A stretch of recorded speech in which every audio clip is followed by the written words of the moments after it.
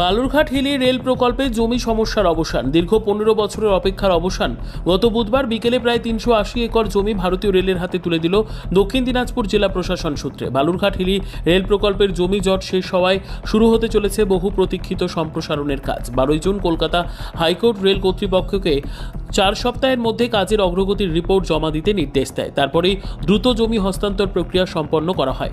তবে এখনও কিছু জমিদাতা ক্ষতিপূরণ না পাওয়ায় উদ্বিগ্ন। ইতিমধ্যেই রেল সেতু নির্মাণের কাজ শুরু হলেও ক্ষতিপূরণ না পাওয়া জমিদাতাদের বাধার মুখে পড়েছে এই রেল প্রকল্প। জমি হাতে এলেও অর্থ জটিলতায় সমস্যায় রেল।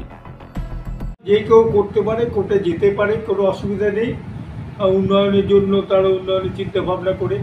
তবে আশা করি যে আমাদের জেলা শাসক বিজয় কৃষ্ণ সাহেব যিনি আছেন, তিনি জেলা শাসক এই ব্যাপারটা খুব উদ্যোগী নিয়েছিলেন এবং ভূমি রাজস্ব দপ্তর দিয়ে অলরেডি সব জমি যতখানি রেলের দরকার সেই জমিটা কিন্তু রেলকে হ্যান্ডওভার করে দেওয়া হয়েছে।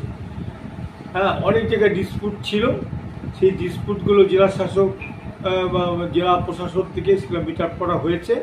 যেমন একটা জমি ভাগিদার 4 জন কি 6 জন, তাদের মধ্যে সমস্যা, সেই জন্য অসুবিধাটা হয়েছে কিছুদিনের জন্য।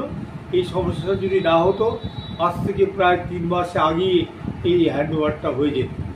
যারা কেস করেছেন, কেস করে রায় দিয়েছে।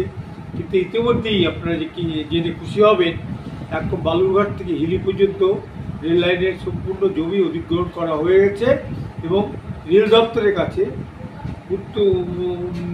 NF রেলের কাছে সেটাকে দিয়ে দেওয়া হয়েছে এবং কাজ শুরু হবে বলে আমরা দৃঢ় বিশ্বাস। ইতিমধ্যে ছোট ছোট কালভার্ট এবং ব্রিজের কাজ শুরু হয়ে গেছে।